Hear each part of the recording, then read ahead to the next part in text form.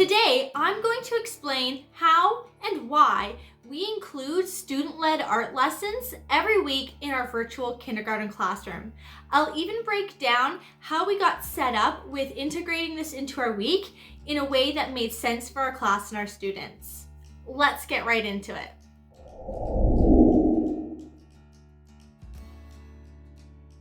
First off, what are student-led art lessons? Basically, they are art lessons that are led by our students, usually one student at a time. Luckily, because we're virtual, we do have the adults at home with their children supporting their child in this, but this is definitely something that you could build up to in a regular classroom as well. So we started off our school year with a weekly art lesson that was process-centered.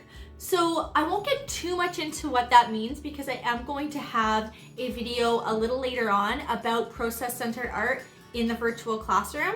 However, the gist of it is, as opposed to focusing on the product, you focus on the process in your student's art experience. So instead of everyone making the exact same Dalmatian craft cut out of construction paper where the goal is that everyone has the exact same end result, instead we focus on materials, techniques, inspiration pieces in order to support the students in going through the process of creating art instead of really focusing on creating a predetermined product. So it was really great to start our year off with that, and it's definitely a big priority in our classroom, but we wanted to slowly work into having the students lead the art experiences. By starting our year off with teacher-guided art lessons, we were able to model how an art lesson should run in the classroom. So we were able to model how a lesson should be structured. So for example, you are going to start your lesson off by showing the class a sample of what you could make or explaining the idea behind what you're going to be making. You're then going to tell them and show them what materials they should have ready and in front of them. You're then going to walk them through the process step by step, stopping along the way to make sure that everyone is keeping up, no one's left behind or confused. So we've modeled that for many weeks throughout the first half of the school year, and now we feel that our students are ready to take on that leadership role and to use what they've seen modeled by us in their own art lessons. Now, being virtual, the students aren't doing this completely independently. In general, they have an adult present with them or an adult assisting them in some of the wording and stopping them when they kind of need to slow down a little bit. This is a great benefit, of course, for virtual learning, and this piece will look a bit different in your face-to-face classroom.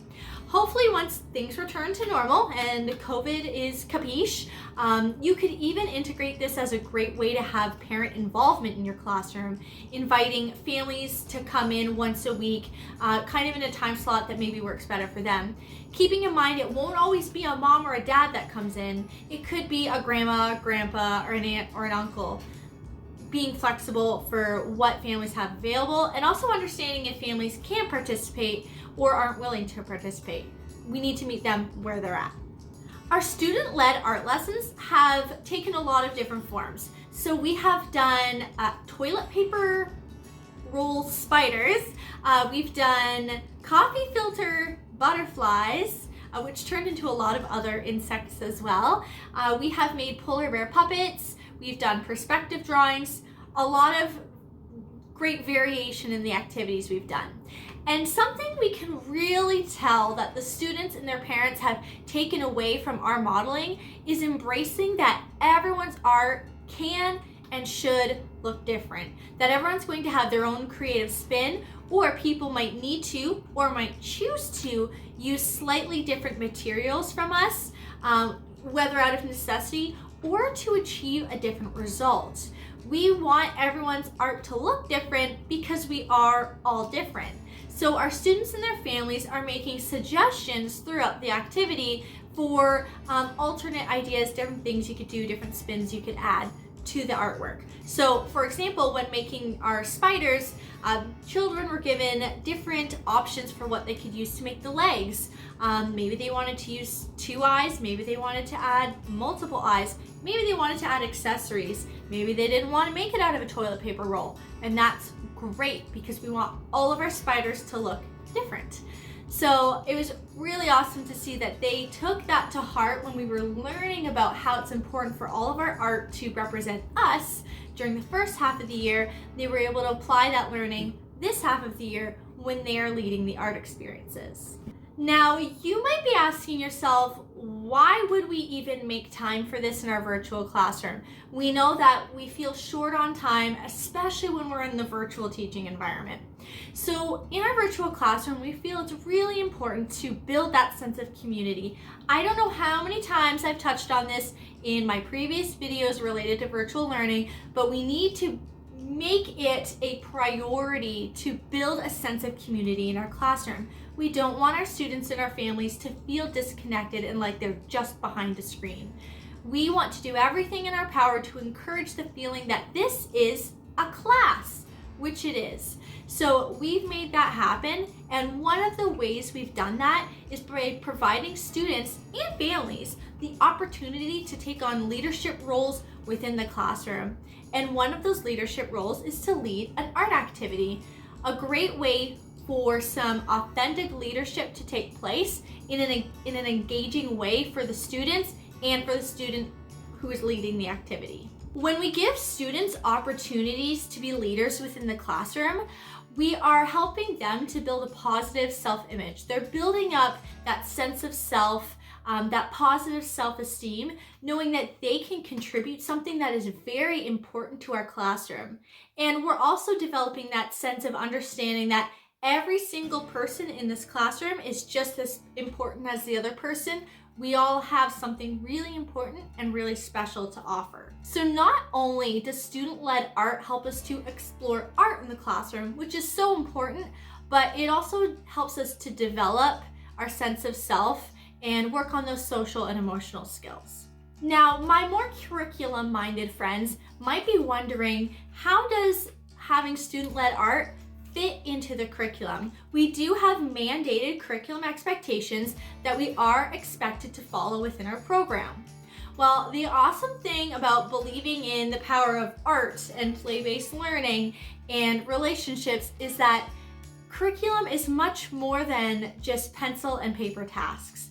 We are able to easily integrate so many curriculum expectations into student-led art experiences. So because I'm in Ontario, I'm going to explain a little bit about how student-led art fits into our Ontario kindergarten curriculum. In Ontario, our kindergarten curriculum is organized into the 4 frames: belonging and contributing, self-regulation and well-being, literacy and math behaviors, and then our problem solving and innovation. So with these art lessons, students are able to get a lot from the 4 frames, both as the student who is leading the activity and by participating. I don't have time to go through every single curriculum expectation and explain what links to what, but I'm going to give you one example from each of the 4 frames. So for belonging and contributing, students are expected to demonstrate knowledge and skills gained through exposure and engagement in the arts. So student-led art obviously lends itself quite well to this.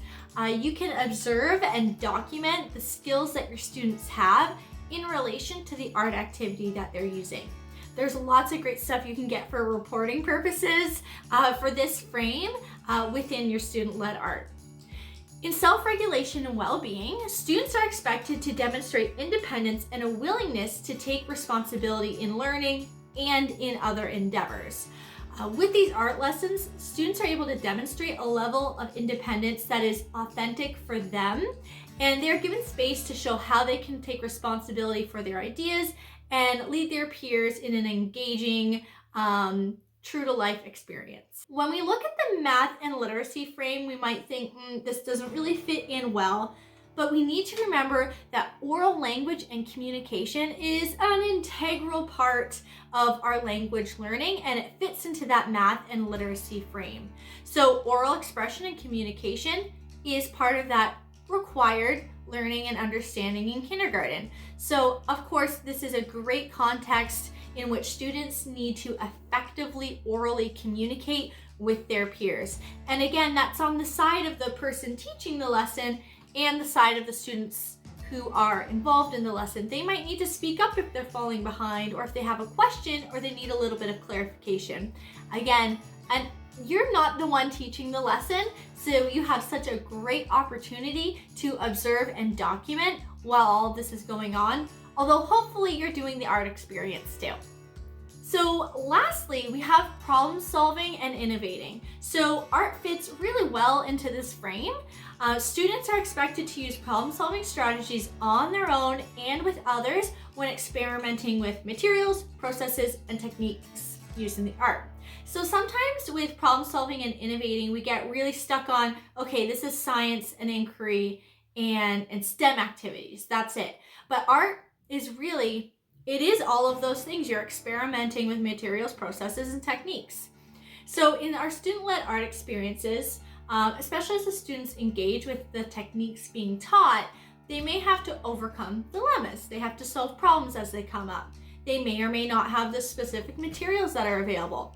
Or maybe they want to achieve a different result, so they're going to have to consider how they would need to alter what they're doing.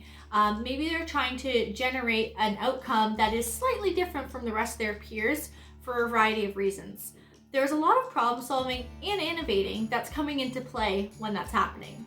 So student-led art definitely fits very well into our curriculum.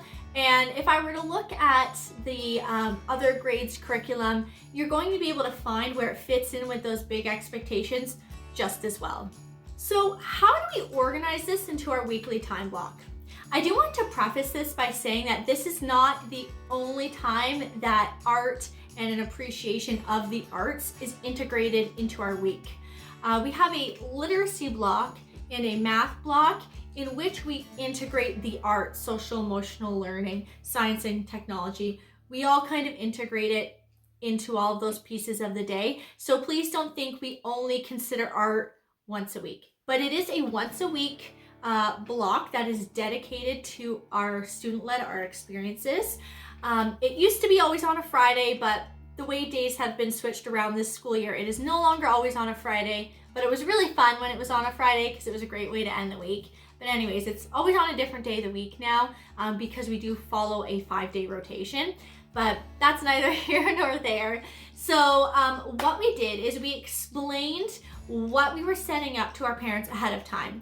We explained that we were going to give enough weeks so that every student could have a turn to teach their class an art lesson. We kind of prefaced it with some expectations. So it needs to be, art experience that is appropriate for young children, something that they're going to be easily capable of doing. But most importantly, it has to involve materials that all of our students will have access to. We need that equity piece there.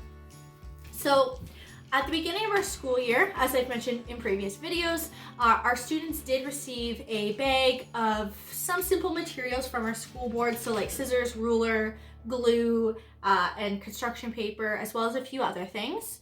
So other than that, those are some really basic materials. Our expectation is that our art experiences and any other things that we do in the classroom only require, and require is used loosely here, materials that can be found in a recycling bin. So things that would be around a house. So even when we expect or ask for paper to be used in activity, we do always suggest that you could cut out a side of a cardboard box, like a cereal box, to use in lieu of paper if you don't have that available. So that was communicated to families ahead of time that these craft experiences need to be simple enough that anyone could participate, and we're trying to reduce the barriers to entry there. So in Google Docs, we created a really simple form, and I am going to link sort of like a template of that down in the description box below. Hopefully it works out. I'm hoping that works just the same as Google Slides does. But anyways, hopefully it's a copy of a template that you could use. And basically all that we asked was there were dates already planned out, so parents would know, what day of the week, what dates are available to run a craft lesson. A few of the parents wanted to have it like close to their child's birthday, or like if they had a holiday themed idea in mind, they wanted to have it close to a holiday, or maybe they wanted to plan around days that they had to work or were busy or were going to be away. We felt in the virtual classroom environment, it was really important to give them the opportunity to choose the date that their turn falls on. So they got to put their child's name in. They had to list what the craft or art experience was. Give us a link, if there was a link to like a video that inspired them or an article, just so we could have an idea of what it was. We also required a list of materials or suggested materials that students will need. That way we can let students know, we can notify the parents a few days ahead of time what the art experience will be. That way they're able to get materials set aside. I don't know how this works in other places, but we have a recycling day once a week, and my dog is visiting me. A recycling day once a week. So especially if you want to have recycled materials for your art experience, you won't want them to have already sent those all away for recycling. That's the importance of pre-planning, right, Genevieve? Yeah. Excuse me a moment. She wasn't kissing me because she loves me. She was kissing me because she was ready for her dinner. Back on topic. Okay, so how long do we allot for this? So we technically allot a 20-minute time period. Now that includes about 5 to 10 minutes before the class actually starts. That's our time that we use to kind of get everyone signed in, greet people, chit chat, get settled in. And then we are aware that it could go a little over that time, but we wouldn't want an art experience to take too long, because they are at the end of the day, and we don't want anyone to get too tired and to kind of flounder at the end of the lesson. So we ask parents to keep it to something that could be done in 20 minutes or less. So super simple, or involving materials that don't take too long to dry. So each week, one student leads the art lesson. And I guess what I should also say is that we have let parents know that if they are not comfortable supporting their child in leading the art lesson, that's okay. An alternate thing that they could do, if they prefer, is choose a directed drawing off of Art Hub for Kids. Those are like a huge hit for our kids. They really love doing those Art Hub for Kids drawings. So it's a real treat when they get to do that. And again, we always encourage our students to add their own extra little spin, and the people in those videos are really good at encouraging that as well, which we love. So we want to meet families where they're at. So if they're not comfortable or they're not interested, they don't want to lead an art experience because it does require a little bit of parent support, that's okay. Whatever reason we don't need to know is perfectly valid. So if they just want to send us a link, let their kid pick which directed drawing they want to do, then that's just as well. One of the biggest benefits, not really, but a really big benefit, is that it takes a little bit of planning off of our plates. We know that the students are doing a craft that they like, that they enjoy, that they're excited about, and their peers are always so excited to get to learn from one of the students in the class. So it's one less thing that we have to plan in a week, but it offers so much value consistently to our students and our families. So I hope that this video today has helped you to feel inspired, like you can include student-led art in your classroom.